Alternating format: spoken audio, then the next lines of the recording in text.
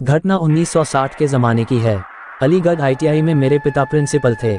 हम लोग कैंपस के ही क्वार्टर में रहते थे। गर्मियों के दिन थे। हम लोग बाहर बरामदे में सोए हुए थे।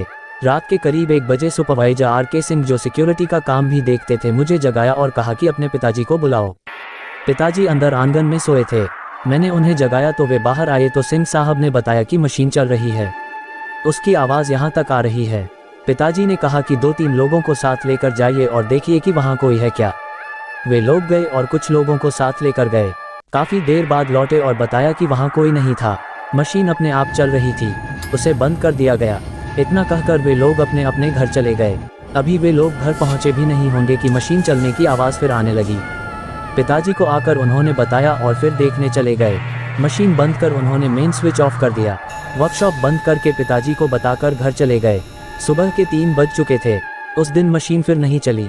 मुझे लगा कि यह एक संयोग हो सकता है। दूसरी रात फिर मशीन चलने लगी। 4 स्टाफ को लेकर सुपरवाइजर साहब पिताजी के पास आए। उन्होंने कहा कि चौकीदार ने बताया कि 1 घंटे से मशीन चल रही है। पिताजी ने जाकर देखने को कहा और मेन स्विच बंद कर देने को कहा। वे लोग वर्कशॉप गए और मेन स्विच बंद कर दिया। कोई आदमी वहां नजर नहीं आया। पिताजी को जानकारी देकर वे सोने चले गए। उस वक्त रात के 2 बज चुके थे। आधे घंटे बाद फिर मशीनें चलने लगीं। फिर वे लोग आए और पिताजी को बताकर वर्कशॉप की ओर चल दिए। मशीन बंद कर उन्होंने में स्विच का ग्रिप भी निकाल दिया। कोई दिखाई नहीं पड़ा। वे सूचना देकर फिर अपने अपने घर चले गए। उस रात फिर मशीनें नहीं चलीं। दूसरे दिन सुबह सिंह साहब फोरमैन के साथ आए। उन्होंने कहा कि सर, कल सोमवार को प्रैक्टिकल का एग्जाम है। हो सकता है किसी छात्र का प्रैक्टिकल पूरा नहीं हुआ हो और वह रात में प्रैक्टिस करता हो। सुपरवाइजर साहब ने कहा कि यदि ऐसा है तो वह दिखाई क्यों नहीं देता। हमारे पहुंचते ही गायब कहाँ हो जाता है। चलिए दिन में देखा जाए। वर्कशॉप खोलकर देखा गया लेकिन कोई नजर नहीं आया।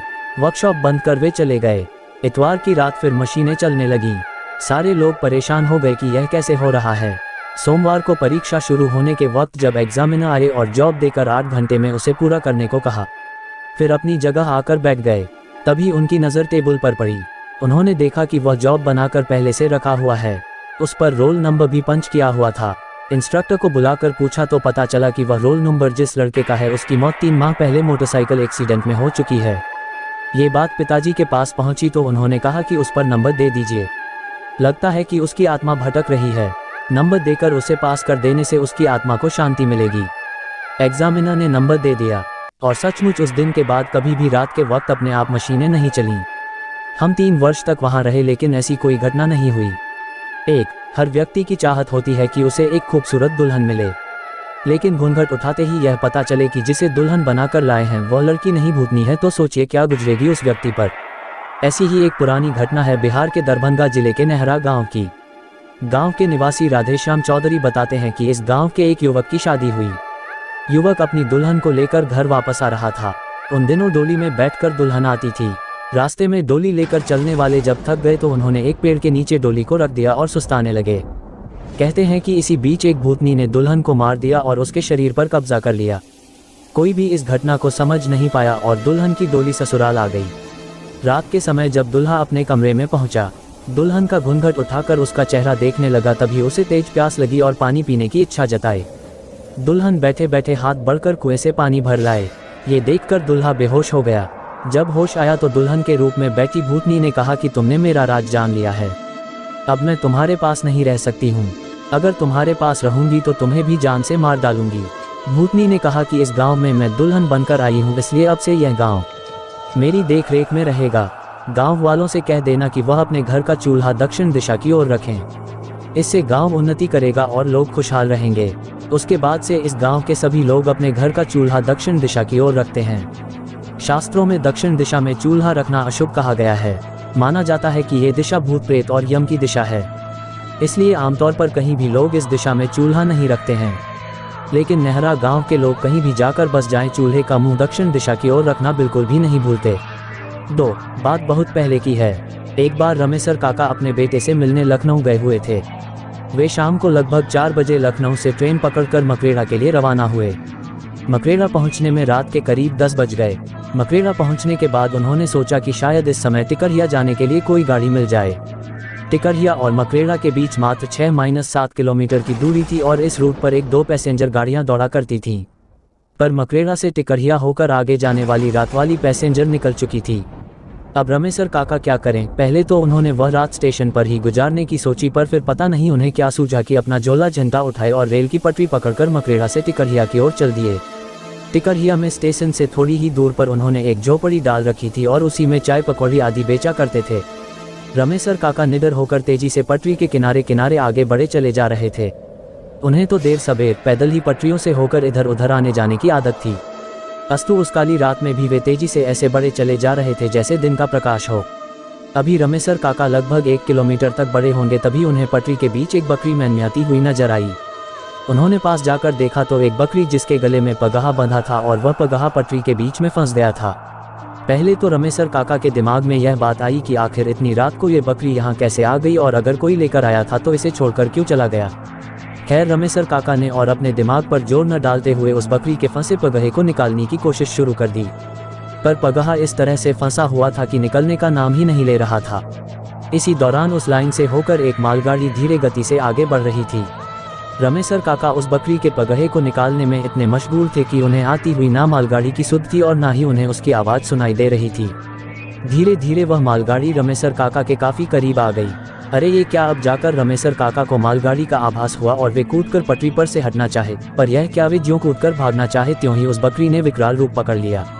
ऐसा लगता था कि बकरी के रूप में कोई दैत्य है। अब तो रमेसर काका थोड़ा डर भी गए और उस बकरी ने भागते रमेसर काका की धोती ही मुंह में दबाकर पटरी की ओर खींचने लगी। अब रमेसर काका एकदम से असहाय हो गए थे और पसीने से पूरी तरह भीग भी गए थे। अब वह मालगाड़ी और भी करीब आ गई थी। ऐसा लगता था कि अब उनका जीवन नहीं बचेगा। मौत एकदम से उनके सर पर खड़ी नजर आ रही थी। उनका धैर्य और बल भी जवाब देने लगे थे और वे न चाहते हुए भी पटरी की ओर खींचे चले जा रहे थे। अचानक कुछ ऐसा घटा जो रमेसर काका की समझ से परे था।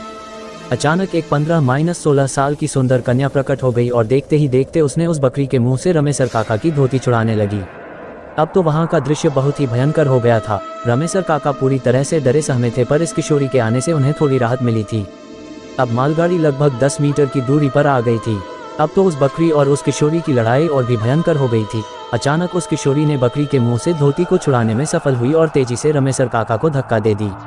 अब रमेसर काका पटरी से थोड़ी दूर जाकर गिर गए थे। वे गिरे गिरे अपने पास से मालगाड़ी को गुजरते हुए देख रहे थे और साथ ही यह भी कि पटरी पर अभी भी उस बकरी और किशोरी में भयंकर लड़ाई चल ही रही है। रमेसर काका अचानक एकदम से डर गए। उनके डरने का कारण यह था कि अभी तक तो वे केवल उन दोनों की लड़ाई और गुजरती हुई मालगाड़ी को देख रहे थे, पर उन्होंने इस बात पर ध्यान नहीं दिया था कि वह बकरी और किशोरी उसी पटरी पर लड़ रहे हैं जिस पर से मालगाड़ी गुजर रही है। पर इन दोनों को इससे कोई फर्क नहीं पड़ रहा था और ना ही वे दोनों मालगाड़ी के पहियों के नीचे आ रहे थे, और कभी कभी नीचे भी आते तो भी कोई फर्क नहीं पड़ता। अब तो रमेसर काका एकदम से पीले पड़ गए, पर उन्हें इस बहादुर भूतनी लड़की के बारे में पता था। उन्होंने कई लोगों से इस बहादुर भूतनी के किस्से सुन चुके थे जो रेलवे लाइन के आसपास मुसीबत में पड़े लोगों, जानवरों आदि की जान बचाती रहती थी। अब मालगाड़ी गुजर चुकी थी, पर उन दोनों की लड़ाई अभी भी जारी थी। अचानक लड़की ने कसकर उस बकरी के पगहे को उसके गले में लपेटकर खींचना शुरू किया। ऐसा लगा कि उस बकरी का गला पूरी तरह से दब गया और वह एक भयंकर आवाज में मैनमियाई। लड़की को पता नहीं क्या सूझा कि उसने उसका पगहा छोड़ दिया। पगहा छोड़ते ही वह बकरी मैनमियाते हुए पता नहीं कहाँ गायब हो गई। अब वह लड़की धीरे धीरे रमेसर काका की ओर बढ़ने लगी। रमेसर काका थुक सटक लिए। उन्हें डर भी लग रहा था, पर उन्हें यह भी पता था कि यह भूतनी उनका बुरा नहीं करेगी। भूतनी धीरे धीरे रमेसर काका के पास पहुंची। रमेसर काका अब उठकर बैठ गए थे। लड़की ने हाथ देकर रमेसर काका को उठाया और दूर पड़े उनके झोले को लाकर दे दी। अब रमेसर काका थोड़ा सहज हो गए थे। लड़की ने उन्हें अपने साथ साथ चलने के लिए कहा। अब रमेसर काका उस लड़की के साथ तेज कदमों से पटरियों पर बढ़े चले जा रहे थे। कुछ दूर चलने के बाद अचानक रमेसर काका उस लड़की का हाथ छोड़ते हुए थोड़ा हकलाकर बोले, बेटी तुम कौन है और इतनी रात को इस सुनसान जगह पर क्यों घूम रही थी? लड़की पहले तो थोड़ा सिसकी, पर फिर संभल कर बोली, काका 5-7 साल पहले मैं अपने माता पिता के साथ इसी पटरी के किनारे एक मढ़ई में रहती थी। मेरे माता पिता छोटे मोटे काम करके गुजारा करते थे। मैं बकरियों को चराने का काम करती थी। अचानक एक दिन मेरे इसी बकरी जो मुझसे लड़ रही थी का पैर पटरी में फंस गया। तभी एक ट्रेन भी आ गई। मैंने उसे बचाने की बहुत कोशिश की और इस कोशिश में इस बकरी के साथ मैं भी भगवान को प्यारी हो गई। इतना कहने के बाद वह किशोरी फूट फूट कर रोने लगी। अब रमेसर काका की हिम्मत थोड़ी बढ़ी और उन्होंने प्रेम से उस किशोरी के सर पर अपना हाथ रख दिया। किशोरी थोड़ी शांत हो गई। कुछ देर चुप्पी छाई रही। फिर रमेसर काका ने पूछा कि बेटी, पर वह बकरी मुझे मारना क्यों चाहती थी? इस पर उस किशोरी ने कहा कि दरअसल उस बकरी को लगता है कि उसकी जान ड्राइवर ने ले ली थी और उसके बाद से वह हमेशा इंसान को मारने की कोशिश करती है, जबकि मैं उसे बार बार समझाने की कोशिश करती हूँ कि उसकी और मेरी मौत उस ड्राइवर के वजह से नहीं अपितु उसकी बकरी की गलती से हुई थी, पर वह किसी भी कीमत पर यह मानने को तैयार नहीं है। बातों ही बातों में रमेसर काका उस किशोरी के साथ टिकरिया स्टेशन के पास पहुँच गए। लड़की ने कहा कि काका अब आप चले जाए, मैं इसके आगे नहीं आ सकती। पर रमेसर काका ने उससे कहा कि बेटी तून बहुत ही अच्छी है और मैं चाहता हूँ कि तून भी मेरे घर चले, मेरी बेटी जैसी रहे। काका की इन बातों को सुनकर वह किशोरी थोड़ी भावुक हुई, पर ऐसा नहीं हो सकता कहकर जाने लगी। रमेसर काका की माने तब वह किशोरी बराबर रमेसर काका को दिख जाती थी और कभी कभी उन दोनों में बातें भी होती थी। एक दिन रमेसर काका ने उसकी आत्मा की शांति के एक छोटा सा अनुष्ठान कराया और उसके बाद कहते हैं कि वह किशोरी कभी नहीं दिखी।